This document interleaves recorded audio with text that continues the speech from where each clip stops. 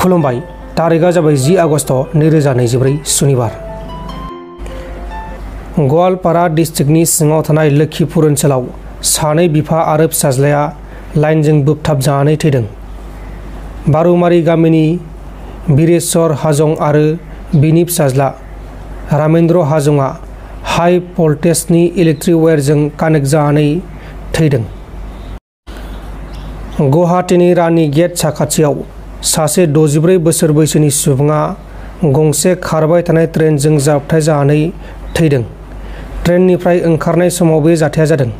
थैनाय सुबुंनि मुङा जाबाय बिन'द चन्द्र बरा, माजुलिनि थागिबि। बिन'द चन्द्र बराया गावनि फिसाज्लाजों नेपालाव थांदोंमोन, मेगन नायजानो थाखाय थांदोंमोन आरो नेपालनिफ्राय फैनाय समाव बे जाथाया जादों।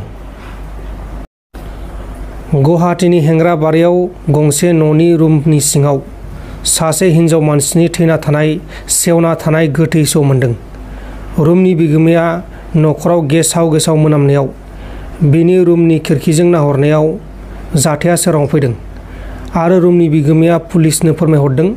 उनाव पुलिसआ जाथायसालियाव फैनानै गोथै सह'खौ बोखांनानै जाथायनि सायाव इनभेस्टिगेसन खालामनाय जादों। थैनाय आइजोनि मुङा जाबाय मानासी कानवार कछारी। नाथाय मानासी कानवार कछारीया बोरैहाय थैखो बेखौ दासिमाव रोखा खालामथ'नाय जायाखै आरो मानासी कानवार कछारीया धेमाजिनि थागिबिमोन। YBY एपनि गेजेराव गोबां बर'फोरा रोजा बर'फोरा इनभेस्टमेन्ट खालामदोंमोन। नाथाय YBY नि एपनि गेजेराव मोनसे जेंनाया गोलैदों।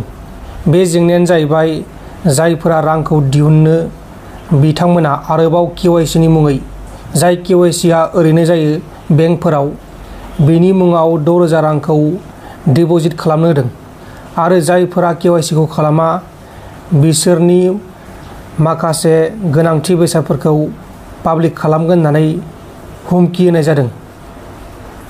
YBY नि गेजेरजों गोबां बर'फोरा गारि मोनदोंमोन, बाइक मोनदोंमोन, मबाइल मोनदोंमोन।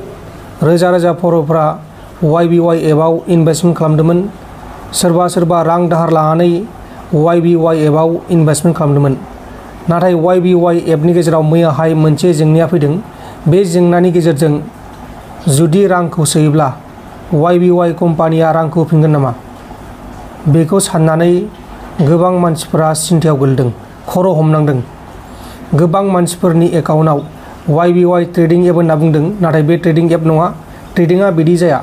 बेबायदि एपआव गोबां मानसिफोरा लाख थाखा दंमोन, नाथाय बहननो हायाखै आरो बहननो हायैनि जाहोनाव YBY आ शुक्रबारनि उनाव बा 9 आगस्तनि उनाव दिहुननो हागोन होननानै रादाय होदोंमोन। नाथाय बिनि उनाव मैया 9 आगस्ट खालार खालि YBY आ बे रांखौ दिहुननोब्ला KYC होनांगोन होननानै बुंदों। दा बेबायदियाव गोबां YBY नि इउजारफोरा साननायाव गोलैदों।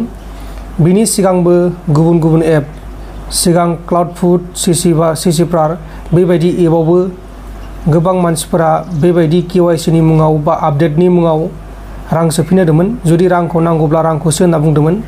नाथाय रांखौ माखासेया सोदोंमोन आरो जायफोरा सोदोंमोन बिथांमोना खहा जादोंमोन।